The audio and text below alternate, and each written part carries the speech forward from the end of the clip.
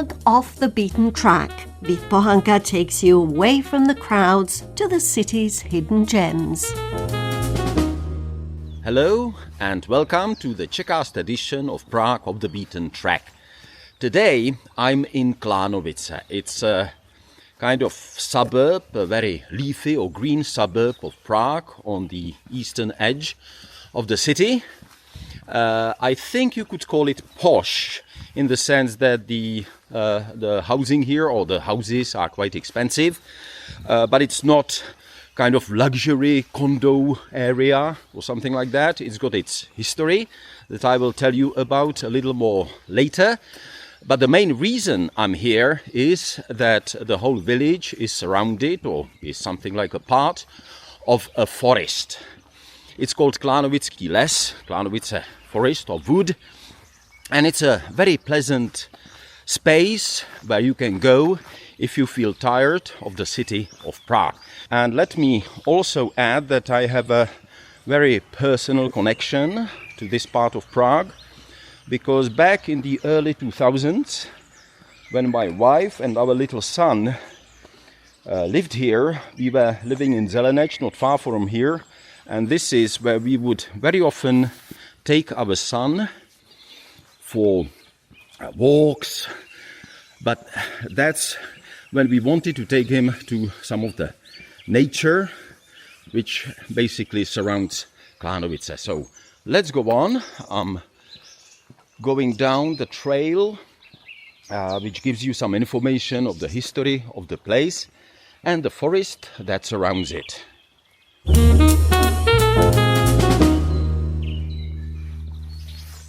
So now I'm following one of the trails which actually leads on a dirt road in this part of the forest, and taking a very nice walk. But before I go any further, there's one thing that I think has to be said. This place, today known as Klánovický les, has long had a rather dark reputation for violence. For centuries, the whole area, and especially the imperial road that ran through it, was notorious for being plagued by robbers and highwaymen.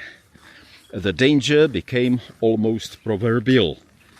The reputation of this place goes back a very, very long way. In Ottův Slovník naučný, the great Czech encyclopedia of the late 19th century, the forest, then known as Vydrholec, is described as being notorious for the raids of robbers who had their base here as early as the time of the Czech princes Bořivoj II, Soběslav and Vladislav II. From here they would attack travelers, merchants and traders heading to Prague markets with their goods. According to the same source, Prince Vladislav of the Přemyslit family, obviously, ordered the forests to be surrounded soon after his accession in 1141, and the bandits were captured, some of them executed in Kolín, others in Kouřim, the towns that are nearby but on the other side of the forest, not in Prague. Later, in the 16th and 17th centuries, trees within the firing distance of the imperial road had to be cut down for security reasons. It has to be said that the forest's dark reputation didn't disappear with the passing of centuries, because in 1880 a forestry assistant was murdered here. Today there is a memorial in one part of the woods which marks the place where he died, and the killer was obviously well-known local poacher Václav Škorpil from Blatov, not that it matters. Even in more recent times, the forest has occasionally been scene of violent crime. In 1995, a person was murdered at a rest area along one of the roads which form the edge of the forest. Nearly 2 decades later, in 2014, an amateur metal detectorist was shot dead in the woods, and the perpetrator turned out to be a burglar who had been hiding stolen goods in the forest. Perhaps most tragically, In 2023, in December, a father and his infant daughter were shot here.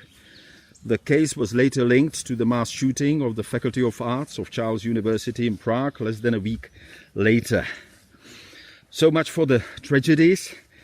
And let me say that I think none of this should leave you with the feeling that this is a dangerous place today. In many ways you could say the same, after all, about parks and green spaces in the city, and not just green spaces in city, not just in Prague and all over the world, places where difficult or even tragic events once happened, but which have long since become part of everyday life again.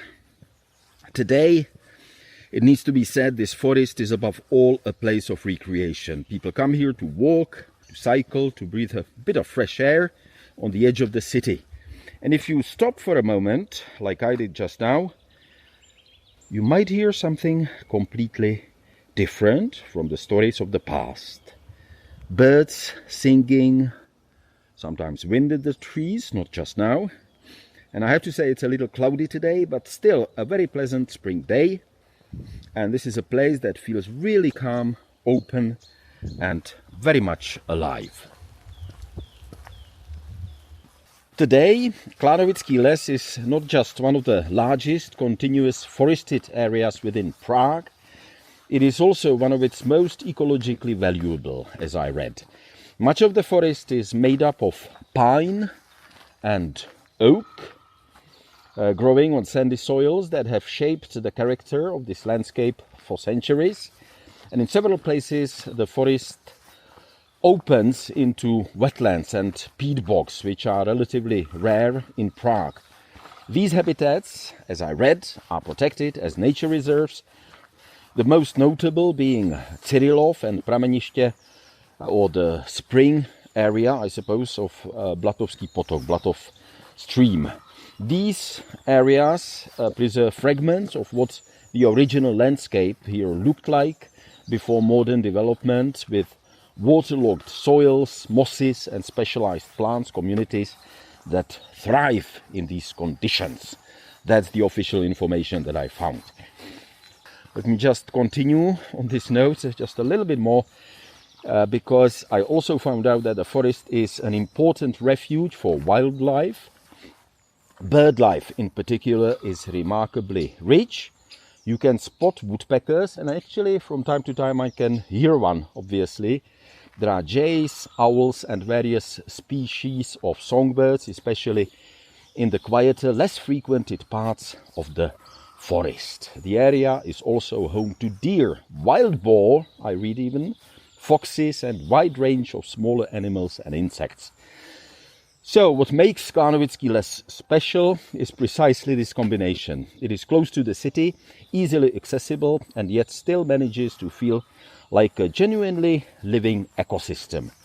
If you walk just a little off the main paths, it doesn't take much to feel that you've stepped into a much older and quieter world. Well, I'm not stepping off the trail, but I can definitely hear a lot of birds, see a lot of pines and even some oak trees.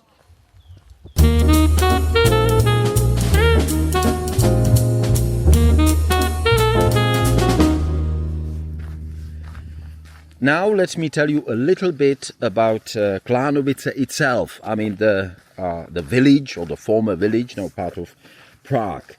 It began in the late 19th century with a man whose name was, surprise, surprise, Václav Klán.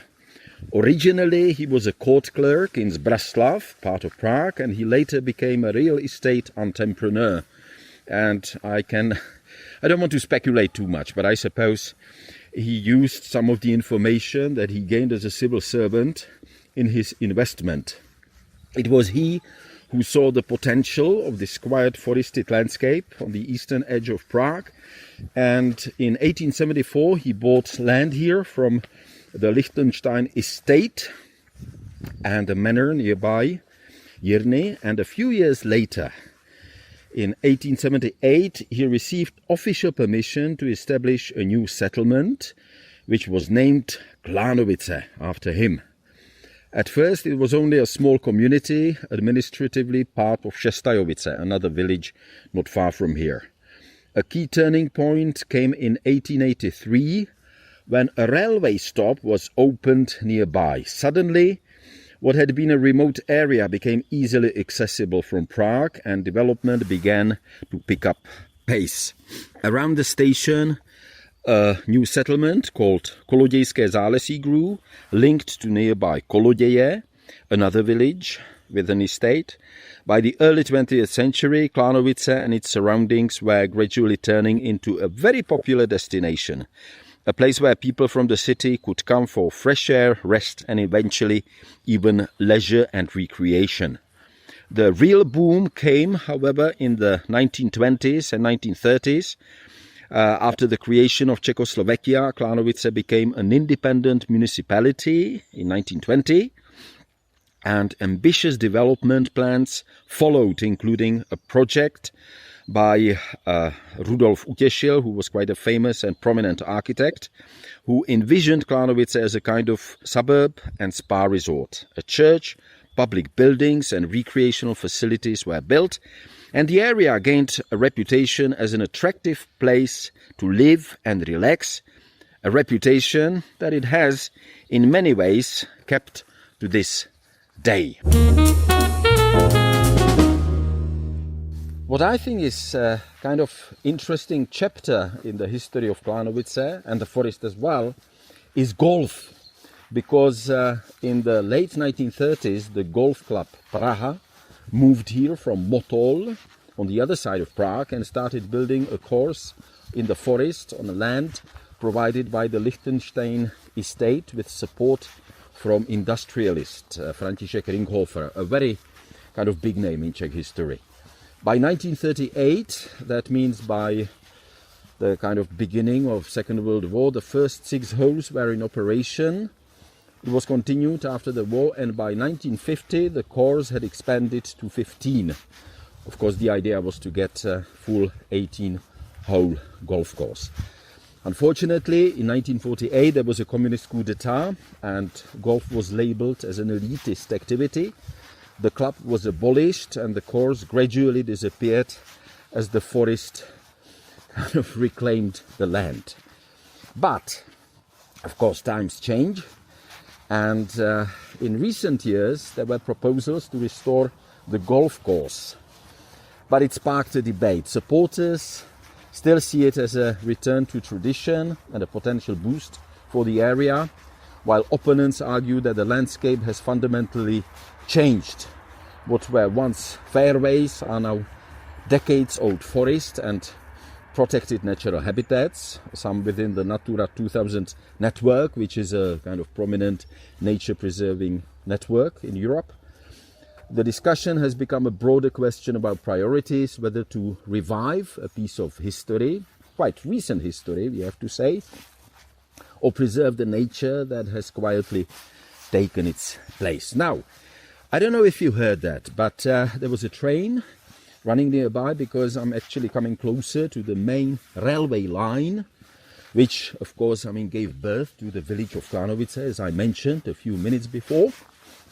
So I'm coming back to my car, and perhaps it's time to sum up. All in all, I think Klánovice today is one of those places that combine history, nature, and everyday life. What began as a late 19th century real estate venture has grown into a residential district. Well, it needs to be said, quite prominent is not the right word, quite an expensive residential district, but very open one. There are no closed streets. You can really walk everywhere. It's very, very open and very closely connected to the greenery and the forest around it. And at least for me, that balance between accessibility and seclusion at the same time is part of what gives Klánovice its lasting appeal. And again, this area definitely carries layers of history that are not immediately visible, from medieval robbers to well, even some present-day crimes that happened nearby. But they were exceptions. I mean, they don't happen here. This is no Central Park in New York in the 1970s or 80s. I mean, this really is a very nice and pleasant area.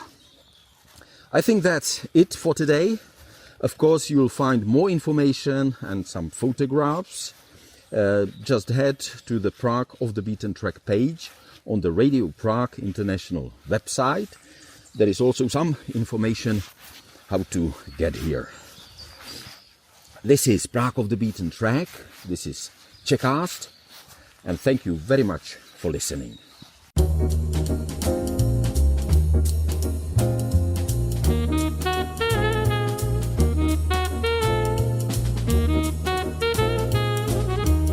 Prague Off the Beaten Track. Vít Bochanka takes you away from the crowds to the city's hidden gems.